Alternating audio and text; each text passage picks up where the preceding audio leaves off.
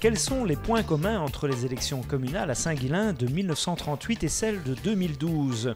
À première vue, il y en a au moins un. On connaît le résultat. Pour le reste, il y a à la fois un monde de différence entre ces deux époques, mais aussi des points de comparaison intéressants.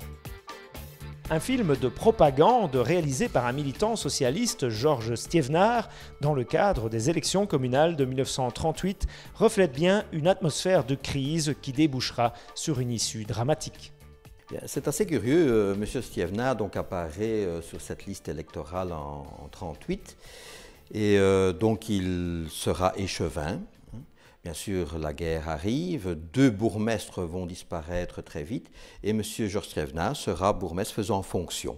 Et les citoyens qui l'ont connu disent qu'heureusement qu'il était là pour la population. À la fin de la guerre, donc M. Meigel, qui était le bourgmestre, vient présenter sa démission en demandant que ce soit Désiré de Meyer qui soit bourgmestre. Et on n'entend plus jamais parler de Georges Stévenard, sauf à travers ce film ou le fameux film sur les coopératives où il travaillait, qu'il a réalisé dans les mêmes années. Pour tous ceux qui s'intéressent à Saint-Guilain avant la guerre et avant les destructions massives de la guerre, ce document est évidemment exceptionnel. Ah oui, c'est extraordinaire. Beaucoup de vues existent en carte postale, mais voir la vie dans Saint-Guilain à l'époque, bien sûr avec la connotation politique, mais c'est très très intéressant et parlant. À l'époque, le cinéma, c'est un vecteur de messages essentiels. On entre de plus en plus dans l'ère des médias audiovisuels. Ça a commencé par la radio. Le cinéma constitue en quelque sorte l'écran de télévision, voire d'ordinateur d'aujourd'hui. Il a un impact particulièrement fort, d'autant plus que le poids de l'image qui bouge et qui parle a un impact d'autant plus fort par rapport à ce qui était le média traditionnel, en l'occurrence les journaux. Autrement dit, il y a là une fascination de l'image qui est utilisée à plein pour faire passer des messages politiques. Alors ici, on a un mouvement social, un mouvement ouvrier socialiste qui se mobilise dans son entièreté, dans sa totalité en faveur des élections communales. C'est difficilement imaginable de manière aussi ouverte, aussi claire aujourd'hui. D'abord, le contexte de l'époque était un contexte où se cumulait à la fois une crise économique et sociale profonde qui exacerbe à ce moment-là les tensions sociales et d'autre part un contexte politique qui annonce de plus en plus la tempête de la Deuxième Guerre mondiale qui arrive.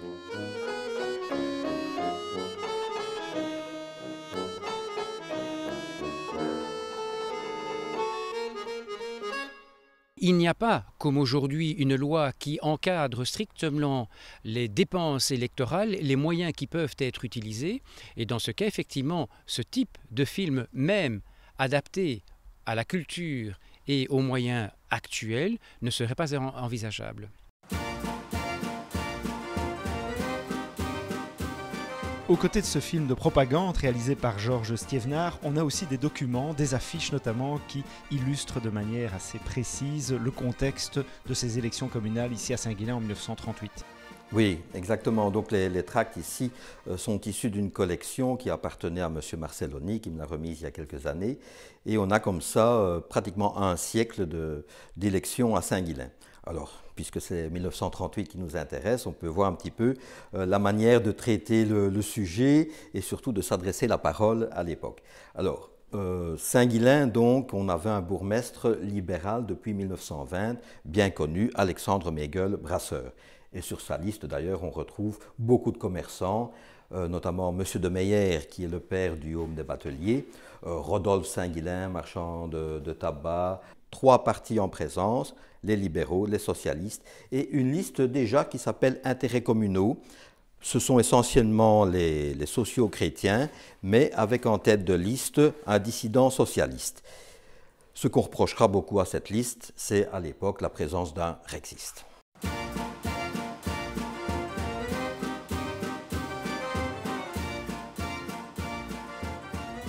À la lecture de ces tracts électoraux, on voit que le style est parfois imagé.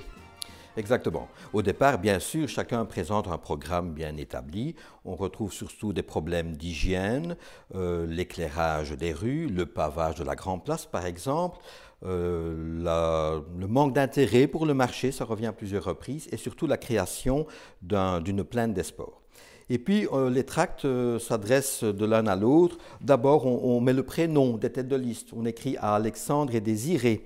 Hein. On écrit au crack Rodolphe, hein, le champi de la politique. Et puis les termes, c'est vrai, évoluent. Hein, on parle d'arriviste, mon cher Don Quichotte. Alors on répond à Monsieur de Meyer, on met son nom. Et on voit ici un moment une goujaterie de la dernière heure. Donc jusqu'au dernier jour, on sort même des affiches. Vous voyez que c'est très important. Et on reproche à quelqu'un même d'avoir tiré sur nos hommes à la carabine. Voilà un peu l'ambiance du moment. En 1938, hein, je regardais, c'est quand même une année charnière. En février, Hitler devient chef des armées, hein, du Reich. En mars, il annexe l'Autriche et on trouve des tracts plus généraux, mais on les retrouve ici diffusés à Saint-Guilain. Donc bien sûr, on traite surtout du rexisme. Rex, c'est Hitler. Hein. Il y a peu de réponses à ça. Il y a juste un article qui dit ces gens-là sont-ils des boches. Voilà par exemple les caricatures que l'on diffuse à l'époque en citant bien sûr De Grelle. Donc l'ambiance nationale bien sûr a des répercussions sur un vote local.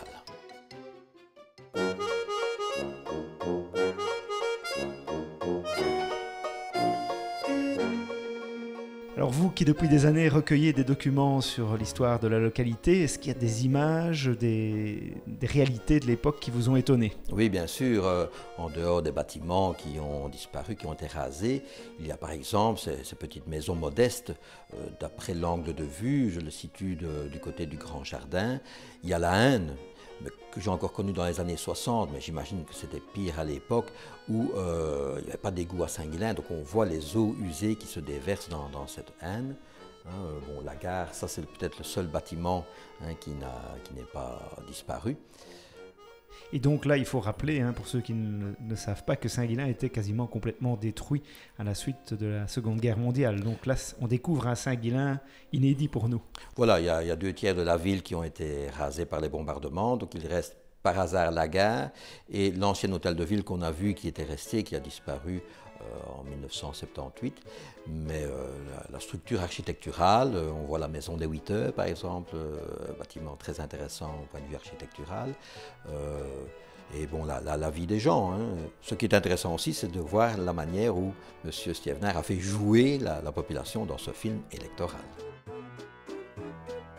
Alors c'est une ville à l'époque qui, comme aujourd'hui, est une ville essentiellement commerciale, où les commerces sont importants. C'est déjà une ville commerciale très, très connue, puisque comme on disait à l'époque, on allait à Saint-Guilain, comme plus tard on est allé à Mons et encore plus tard à Bruxelles, le commerce, et quelques industries qui ont disparu, hein, qui sont un peu en périphérie ou disons des PME. Alors ce film a été utilisé par la tête de liste socialiste, Georges Stievner, pour faire sa propagande électorale, et effectivement on voit dans une affiche notamment qu'il est diffusé sur la grande place de la localité. Voilà donc le samedi 15 octobre à 19h, grand meeting de clôture sur la Grande Place. Assistez tous à nos meetings de propagande. Venez voir la projection de notre beau film électoral. Voilà, Stievner Georges, tête de liste socialiste. Et donc il ne va pas gagner les élections, mais il va quand même devenir échevin, comme vous le soulignez tout à l'heure. Voilà, donc le résultat de ces élections, c'est assez original. Premier, libéral Megel. Deuxième, les intérêts communaux, M. Hayet. Et troisième, un socialiste, Stievner. Donc les 3 partis sont en présence. Et durant la guerre, c'est lui qui fera la fonction de bourgmestre. Alors faire un film de propagande, utiliser l'image, c'est bien vu, parce qu'à l'époque, il faut rappeler que beaucoup d'électeurs ne sont pas nécessairement analphabètes, mais n'ont pas les capacités de lecture qu'on peut avoir nécessairement aujourd'hui de la vie politique, avec voilà, les médias modernes. Oui. J'imagine l'impact d'une projection en 1938, ici sur la Grande Place de Saint-Guilain, puisque, comme on le voit dans les tracts, la manière de s'adresser aux gens, hein, passe par l'imitation de vaudeville, de petites scénettes, hein, pour mieux emballer le message à faire passer.